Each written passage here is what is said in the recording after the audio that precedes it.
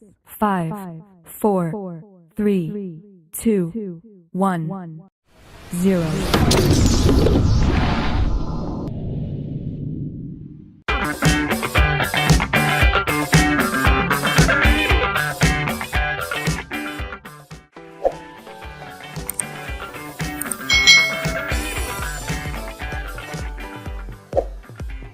Hai. Selamat datang di channel YouTube Kak Citra. Apa kabar adik-adik semuanya? Kak Citra berharap kalian dalam keadaan yang baik, sehat dan siap untuk belajar. Hari ini kita akan belajar bersama-sama untuk mata pelajaran tematik kelas 4. Kita belajar di tema 5, Pahlawanku, subtema 1, Perjuangan para pahlawan, pembelajaran yang kelima. Mari adik-adik kita belajar dengan penuh semangat ya. Siapa lagi tokoh yang terkenal pada zaman Hindu, Buddha, dan Islam? Adik-adik, pada pembelajaran sebelumnya kita sudah belajar tentang tokoh-tokoh yang terkenal pada zaman Hindu, Buddha, dan Islam. Nah, di sini kita akan belajar lebih lanjut lagi. Pada akhir masa kerajaan Hindu-Buddha, muncullah tokoh-tokoh yang membawa kejayaan Kerajaan Majapahit. Kerajaan Majapahit dikenal sebagai salah satu kerajaan terbesar di Nusantara. Siapakah mereka? Mari kita cari tahu bersama-sama. Di sini ada daerah kekuasaan Majapahit dan orang-orang yang sangat berperan dalam kerajaan Majapahit, yaitu ada Patih Gajah Mada dan ada Hayam Wuruk. Nah, pada kerajaan Majapahit ini ada peninggalan, yaitu ada Candi Penataran yang saat ini masih ada adik-adik. Yuk kita cari tahu lebih lanjut tentang kerajaan Majapahit. Mahapati Gajah Mada. Ini adalah salah satu patih yang ada di kerajaan Majapahit. Yuk kita cari tahu tentang Gajah Mada ini. Gajah Mada adalah seorang panglima perang dan tokoh yang sangat berpengaruh pada zaman kerajaan Majapahit. Saat remaja, ia merupakan seorang pemuda yang mempunyai keahlian bela diri yang sangat hebat serta berilmu tinggi. Pada usia 19 tahun, Gajah Mada berhasil menyelamatkan rajanya Prabu Jayanegara. Oleh karena kecakapannya, pada tahun 1319 ia diangkat sebagai Patih Kahuripan. 2 tahun kemudian ia diangkat sebagai Patih Kediri yang ada di Jawa Tengah adik-adik. Pada tahun 1329, Patih Majapahit yang bernama Aryotada menunjuk Gajah Mada untuk menggantikan dirinya.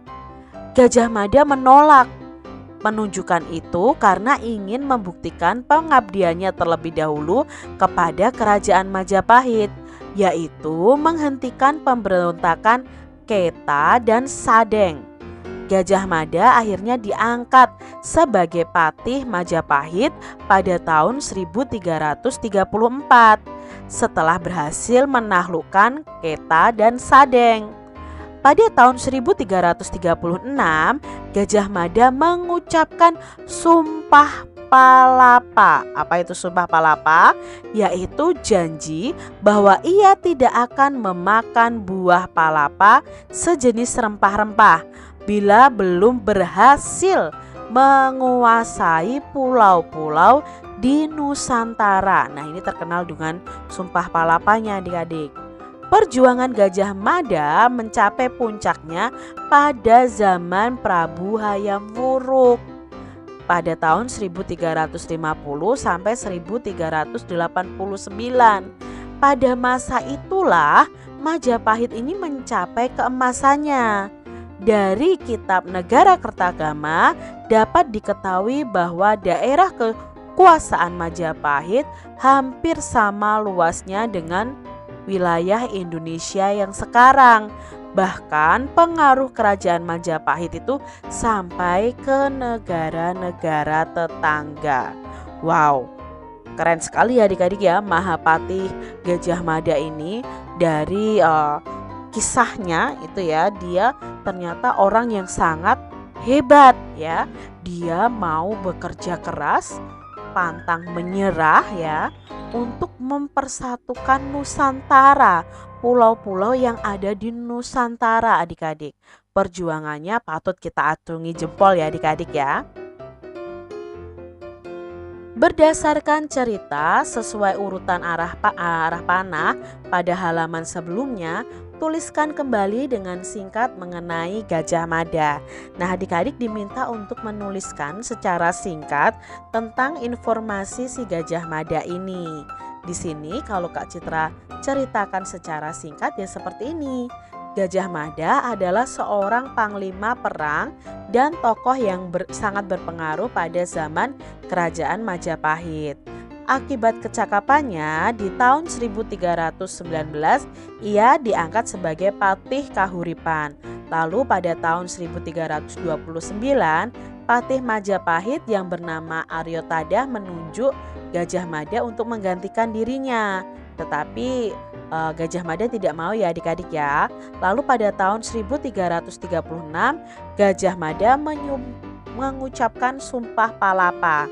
Perjuangan Gajah Mada ini mencapai puncaknya pada zaman pemerintahan Prabu Hayam Wuruk. Pada masa itulah Majapahit mencapai keemasannya. Begitu adik-adik, itu sejarah singkat tentang Gajah Mada. Apa tujuan Gajah Mada mengucapkan Sumpah Palapa? Nah, tujuannya adalah untuk menyatukan Nusantara. Dia ingin sekali Nusantara itu di bawah naungan kerajaan Majapahit. Apa yang diperjuangkan oleh Gajah Mada? Nah, yang diperjuangkan oleh Gajah Mada adalah mempersatukan Nusantara di bawah kekuasaan kerajaan Majapahit. Apakah perjuangan Gajah Mada mempunyai pengaruh pada kehidupan bangsa Indonesia saat ini? Kalian bisa jelaskan dan berikan contohnya. Ya, sangat berpengaruh adik-adik ya, karena Gajah Mada memang hampir berhasil menaklukkan Nusantara. Semangat Gajah Mada dalam mempersatukan Nusantara dijadikan semangat bangsa Indonesia dalam mengisi dan mempertahankan kemerdekaan. Hal baik apa yang dapat kamu contoh dari Gajah Mada ini adik-adik? Nah, hal baik yang bisa kita contoh dari beliau adalah beliau ini orang yang menyatukan seluruh Nusantara hingga bisa mencapai Filipina juga. Gajah Mada telah mengajarkan arti dari persatuan dan kesatuan untuk menjadi sebuah bangsa yang besar. Oleh karena itu, untuk menjadi bangsa yang besar dan kuat, persatuan dan kesatuan harus tetap terjaga sehingga keutuhan negara kesatuan Republik Indonesia ini tetap terjaga. Jadi hal baiknya adalah kita harus berani, kita harus membela bangsa kita. Tetap nomor satu adalah persatuan dan kesatuan. Apakah Gajah Mada bisa disebut sebagai pahlawan pada masa kerajaan Majapahit?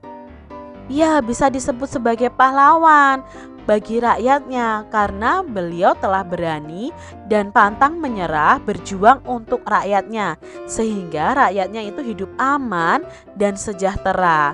Gajah Mada juga dapat menyatukan Nusantara. Nah, perjuangan Gajah Mada sampai saat ini tetap dikenang loh adik-adik. Hal ini dibuktikan dengan digunakannya nama Gajah Mada sebagai nama jalan utama di sejumlah kota di Indonesia.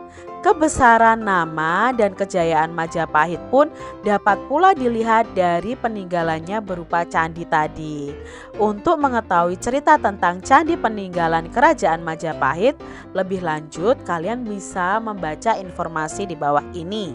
Nah, di sini ada kompleks candi Penataran yang termasuk dalam salah satu peninggalan kerajaan Majapahit. Kemegahan dan kebesaran kompleks Candi Penataran membuktikan perjuangan dan peranan para tokoh pada masa Kerajaan Majapahit. Candi Penataran ini dibangun pada masa Kerajaan Kediri dan dipergunakan pada masa Kerajaan Majapahit. Di dalam kompleks candi terdapat arca, bangunan yang disebut dengan Balai Agung, prasasti atau batu tulis, dan beberapa candi. Candi-candi ini diantaranya Candi Naga yang berukuran lebar 4,83 meter, panjangnya 6,57 meter, dan tingginya 4,70 meter. Selain itu, terdapat candi yang dianggap paling suci, yaitu Candi Induk. Nah, Candi Induk ini terdiri dari atas 3 teras bersusun dengan tinggi seluruhnya 7,19 meter. Dan Candi Penataran ini masih ada loh adik-adik sampai sekarang. Apa pendapatmu tentang Candi Penataran tadi adik-adik? Nah, Candi Penataran tadi membuktikan peranan dan perjuangan tokoh pada masa Kerajaan Majapahit. Dalam candi tersebut terdapat arca dan prasasti. Candi Penataran sangat indah dan harus dijaga kelestariannya. Gajah Mada adalah tokoh yang memiliki jiwa kepahlawanan yang luar biasa. Tokoh yang pantang menyerah dan tak pernah gentar. Nah, kita juga harus ya adik-adik ya, pantang menyerah dan tak pernah gentar. Banyak cara yang bisa dilakukan untuk menggugah semangat kepahlawanan. Salah satu cara tersebut adalah melalui lagu. Adik-adik pasti tahu ya, lagu Maju Tak Gentar ciptaan Simanjuntak ini. Adik-adik masih ingat ya lagu ini ya? Maju tak gentar, membela yang benar. Seperti itu lagunya. Nah, lagu Maju Tak Gentar ini termasuk lagu perjuangan adik-adik, karya C. Simanjuntak dengan tanda birama 4/4. Apa sih fungsi tanda birama ini? Jadi 4/4 itu artinya setiap birama itu terdapat 4 ketukan dan masing-masing ketukannya itu bernilai 1/4. Dari partitur yang seperti tampak pada gambar ini terdapat tempo marsia. Nah, biasanya di sebuah lirik lagu ya, itu ada temponya adik-adik. Selain ada biramanya, ada penciptanya, ada temponya, yaitu tempo marsia. Tempo marsia itu apa? Tempo marsia itu tempo mars atau tempo gerak jalan. Jadi tetap adik-adik menyanyikannya. Tempo marsia ini berkesan gembira dan tegas. Sedangkan tanda do sama dengan bes adalah nada dasar dari lagu ini. Jadi kalau kalian menciptakan sebuah lagu, kalian harus tahu nada dasarnya apa, lalu ketukannya berapa, partiturnya bagaimana, biramanya bagaimana, temponya bagaimana. Ya adik-adik, kalau kalian bercita-cita untuk menjadi pencipta lagu nih, kalian harus tahu tentang birama, partitur, tempo, dan nada dasar pada lagu. Demikian tadi adik-adik pembahasan kita di tema 4, tema 5, subtema 1, pembelajaran yang kelima. Semoga pembelajaran ini bermanfaat ya untuk adik-adik semuanya. Dan sampai jumpa lagi di video pembelajaran Kak Citra selanjutnya. Tuhan memberkati. Jangan lupa tekan tombol subscribe, lalu tekan loncengnya, tekan juga tombol like, lalu share ke media sosial kalian. Jangan lupa untuk ikuti media sosial Kak Citra. Terima kasih.